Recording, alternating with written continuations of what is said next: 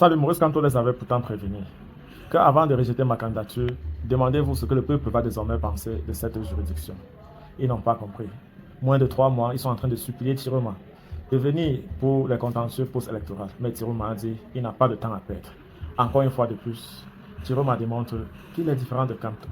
Et maintenant, il y a toutes sortes de suspicions. Beaucoup se demandent qu'est-ce qu'il compte faire s'il ne vient pas essuyer la honte que Kamto a l'habitude de venir essuyer. Eh bien, voilà où nous nous en sommes avec les institutions qui ne sont plus crédibles aux yeux des citoyens. Et toutes les analyses de par le monde disent que Tiroma a gagné.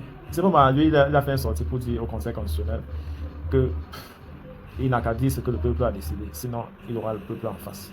Est-ce qu'Atangana Clément est après envoyer le peuple dans la rue? Le RDPC a peur d'être l'outil par lequel l'insurrection ou alors le trouble à l'ordre public peut finalement être constaté. C'est grave.